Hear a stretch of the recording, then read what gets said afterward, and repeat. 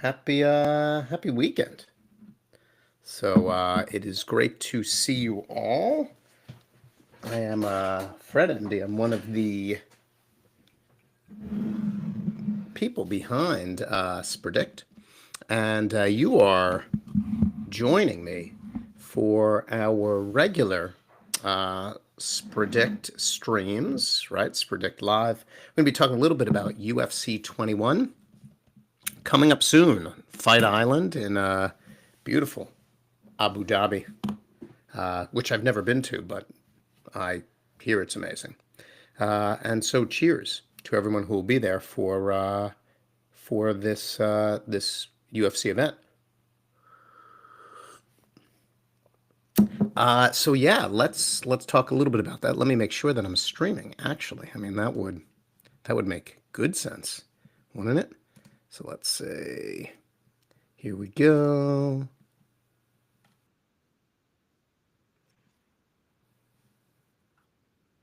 Okay, I guess so. So that looks great. And yeah, so let's chat a little bit about Spredict, who we are, and then get into picks for UFC 321. So Spredict is a predictive gaming platform built to innovate the way that gamers engage in prediction experiences. We separate ourselves out in three main ways. First, we're subscription based. So we'll take a look at the DApp shortly. First, the way you engage with Spredict is via time-bound subscriptions, right? Such as a monthly subscription to our platform. And what that allows you to do is engage in all the games for that sport or non-sport event as you like. And instead of paying to make a prediction or anything like that, you're subscribing, you're playing over that time period and competing for prizes. Now, there'll always be a free-to-play element within Spredict, but to really make use of the DApp as we've created it, predictions happen via subscription service. We've also innovated our games. Our games are not simply pick A or B, though that is like a component to them. All of our games have really interesting elements built into them to take your predictive experiences even further. And then lastly, each of our Spredict opportunities is built around creating like what makes sense for you. And so, yes, we have a number of pools which are set and that we open up, and we'll look at a series of those shortly. But we also intend to create bespoke kind of you design types of pools. So if you're engaging in predictive gaming with friends or in a lounge or in a project that you yourself run, we can help you build out those pools for you to utilize with those who are important to you. Right, so it's the time-bound use in the subscription service, right? It's the innovative gaming, and it's that we build for you and design for you. And so we're going to take a look at the DApp. I'll walk you through it. We'll make our predictions for today's UFC event. To get started, right, you can go to dap.spredict.io, right, and you'll get yourself connected, get set to make picks. I'm going to open up the DApp right now and share it so we can take a look at it together. It is freezing in the New York area, and I am enjoying a nice warm cup of tea. All right, let me see where I put the DApp. I mean, that would help, right? It's like, here we go. All right, let me share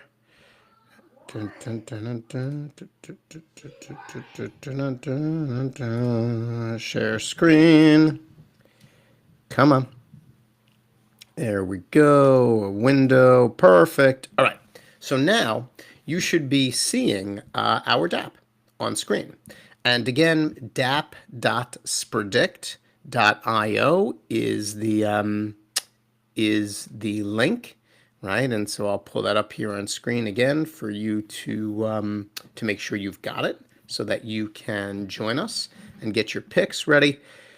So let me first start by getting connected. I'll show you how to do that. Up in the top, on the top, you've got a couple pieces, right? You'll see getting started, which can walk you through the instructions for actually connecting with our DApp. You'll be in the Play tab. The DeFi tab is what we'll have available as we start to roll out elements of staking, rewards claiming, etc. And so to really begin and make your picks, you'll need to connect a wallet.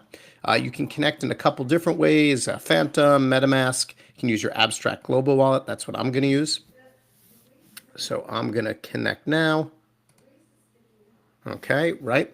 And then what you'll see you'll see I'm connected, right? There's a disconnect button. On the left-hand side are all of the different gaming portals. So right now we're in MMA. We're going to play the face-off game, which is really just who do you think is going to win the bout. We're building out a tap-out game, which will be about finishing style. And then below that is our Formula One portal. Max, my co-founder, is a huge Formula One fan, so working on elements and games for that. And then we're also, we've designed the architecture for a crypto price prediction element 2, which would allow you to make predictions on market cap, price, etc. And then you'll see a rewards tab below that, and that's where you would claim your rewards if you are participating through the Spredict subscription.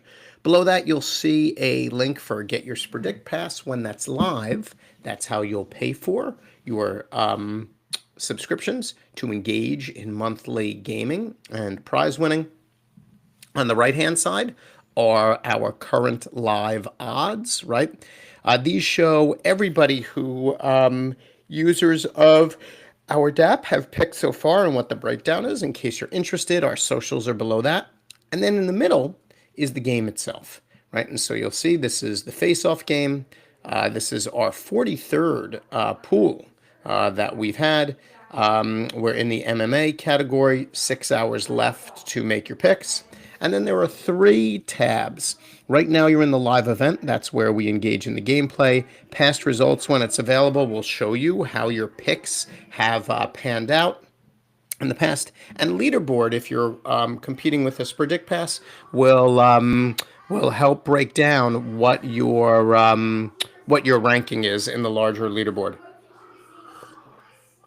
And then below, you'll see full instructions, right? That will take you through the different steps to playing a given game, right? And then is the pools or the pools themselves, right? Where you'll make your picks. You'll see that it's laid out to allow you to do that in a number of different ways, right? To make your pick, you'll actually click on the fighter. And then that will highlight that is the fighter that you are selecting. So we'll start kind of from the base, our pool D, right, which happens to be a light heavyweight bout between 2 very interesting fighters who are going to take a moment to discuss and talk about. We've got Alexander Rakic, right, or the Rocket. He's 14-5-0 of Serbia, and Azamat Mirzakhanov, who's 15-0 from Russia. The Rocket has a pretty significant height and reach advantage over Azamat.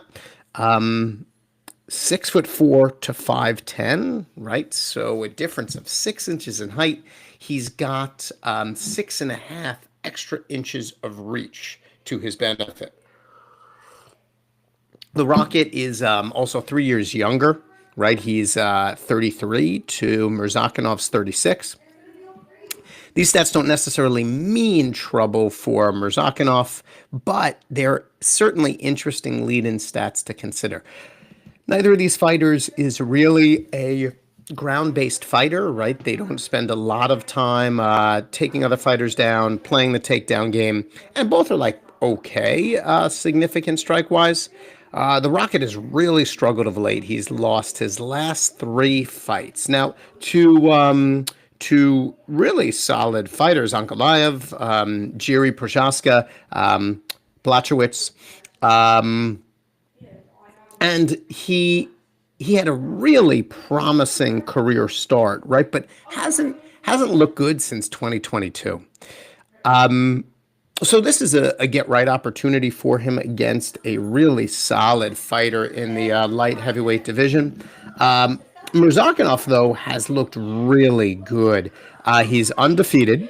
He's logged 5 solid wins since entering the UFC.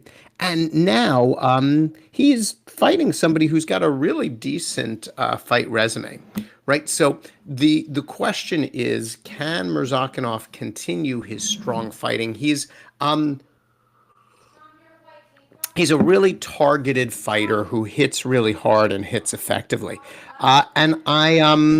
He's not built like the Rocket, but I also believe, particularly in light heavyweight divisions, that a lot of times when these fighters connect with solid hits, it makes significant difference, right? Because of how hard they can hit their opponents. I really like Murzakinov's striking. I like how hard he hits. I like his combinations. And though the odds are really even in this fight, I'm going to give it to Murzakinov, right, and lock him in. I think that he stands to have the most to gain long term from a win here. And while he's not necessarily built like your traditional UFC fighter, I think that there's something about him in the octagon that that makes me stop and pause and want to put my pick behind him. So I'm going to lock in for Murzakinov, right, and get him on the DAP. One of the things I want to point out is you'll see a little star on each of the fight pools. That star is the added feature we've built into this game. You had heard me mention that each of these games is a little bit different. They all operate in a different fashion. And in this game, we have built in what we call our favorite feature. And basically the way it works is as you make your picks, right now, if you were playing for prizes on our leaderboard, as you make your picks, we record the pick data that's coming in, and we put a star next to whichever fighter is the fighter that is the favorite. Now, if you pick the favorite and the favorite wins, then you are then you will win 1 point. But let's say you make a contrarian pick. Let's say you pick the Rocket for this fight and the Rocket won. Okay. By picking an underdog, if you are correct, you make 3 points on the leaderboard. So not only are you thinking about the fighters you like, right, and who you want to go with, but you're also strategically thinking about, do I want to make an underdog pick? Do I want to go with the chalk and pick the favorite? So it adds an additional element, some additional game theory to what's happening. Let's take a look at our next fight, right, and kind of consider what is going on there. Again, if you are not looking at our DAP, it's dap.spredict.io. I'll take you to our DAP. You can get connected, make your picks along with me. So this, like I said, I think light heavyweight fights are really, really funky, right? And this UFC event, we've got 2 heavyweights and a light heavyweight, which is awesome, right? And in our second of the 2 heavyweights, the non-championship heavyweight, We have Alexander Volkov, 38, 11, and 0, right? Real veteran in the UFC space. Of Russia facing off against Halton Almeida, right? She's 22 and 3 of Brazil. A little bit mismatched in height and weight. Volkov is taller, right? 6'7" to Almeida's 6'3", and he's heavier, right? He's almost 20 pounds heavier than Almeida is. So age is similar. There's very little difference in reach for these two. Both have solid, significant strike accuracy and strong takedown percentages. So two fighters, despite being heavyweights, right, who can go to ground pretty effectively. And it is worth noting that Almeida loves going to the ground. He is currently attempting over 6 takedowns per fight, which is incredible for a big man. Volkov is huge. Like, he is a super big guy. He is basically like the Andre the Giant of the UFC. He is very tall. He's very big. He's like an immovable rock. And so he is much slower in the ring and hits incredibly hard, right? So you want agility to escape his hits, and at the same time have to be prepared to really pummel him. In his last 5 fights, he's won 4 and lost 1. His most recent fight was a loss to Cyril Gane, right, last December. Almeida's looked great, winning 4 of his last 5. He is a solid fighter, incredibly versatile, comfortable with takedowns, submission techniques, a very mobile big man. He also hits hard, right? Maybe not to the level of Volkov, but is incredibly strong and brings a level of agility that Volkov simply does not have. So for Almeida, the key is going to be to really take the big man down to ground, right? Get that control time, score those easy shots, and really stay in control. Right, and really avoid getting smacked by Volkov's big fists. Almeida is favored. The last I saw was between 180 and 200, right? I think he can log a solid win here, and I'm putting my pick behind Almeida. So we're going to go back to our DAP. We're going to lock in our pick here, and you'll see when you make those selections, they turn purple, right? And just showing me that I've logged in. Now, here, I'm going with the underdog as of now, right? So if I were competing for Spredict Pass leaderboard points and Almeida won, I'd actually earn more points because I was going with an underdog. So we've got 2 title fights for this UFC event. Our first is a really interesting women's strawweight division title bout. You've got Verna Jandiroba of Brazil. She's 22-3, going up against Mackenzie Dern, also of Brazil. Mackenzie is 15 and 5. So very little difference. Dern is about an inch taller than Jandiroba.